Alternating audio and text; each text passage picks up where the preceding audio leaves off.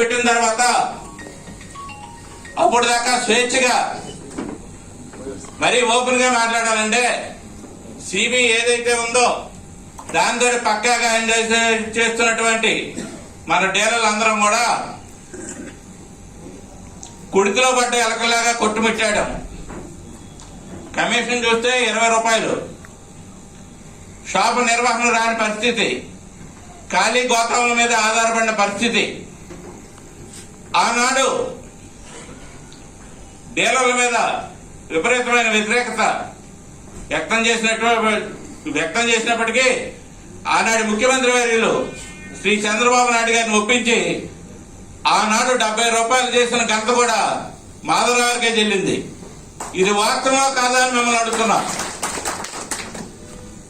తర్వాత కూడా ఇందాక వచ్చినటువంటి గౌరవ ఎమ్మెల్యే గారు ఆనాడు కమిషనర్ గా ఉన్నారు.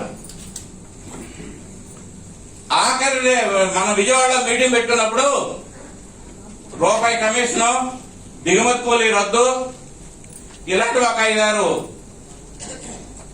బీసీ బ్యాంక్ కరస్పాండెంట్ పనిచేయటం, అలాంటి ఒక 5-6 జీవోలు ప్రభుత్వం వారు చంద్రబాబు నాయుడు గారు సభాముఖంగా మంత్రివర్యులు పుల్లారావు గారు హామీ ఇవ్వడం జరిగింది.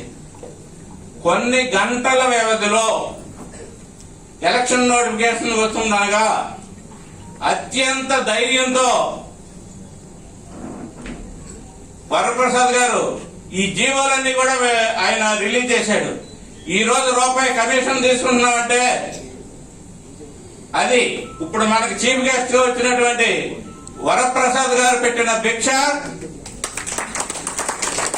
ఆనాడు నిజం చెప్పాలంటే ఆ వారం 10 రోజులు కూడా మా గంగాధర్ గారు సార్ మాధవరావుని ఫాలో అయ్యారు.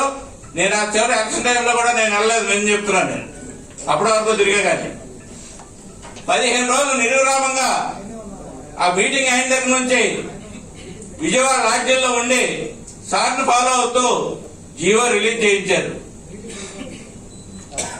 ఇప్పుడు అప్పుడు కొంతమంది నాయకులు అన్నారు, అప్పుడు ఉన్న సంఘాల కూడా వచ్చేవాళ్ళు.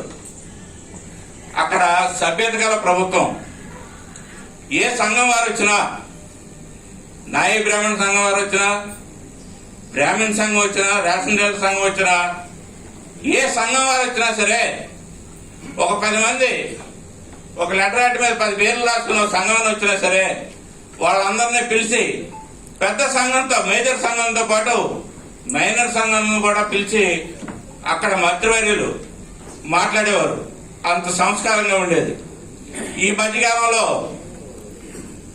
మన మాజీ మంత్రివర్యులు ఏ విధంగా మనల్ని అవమానించారో మీ అందరికీ తెలుసు.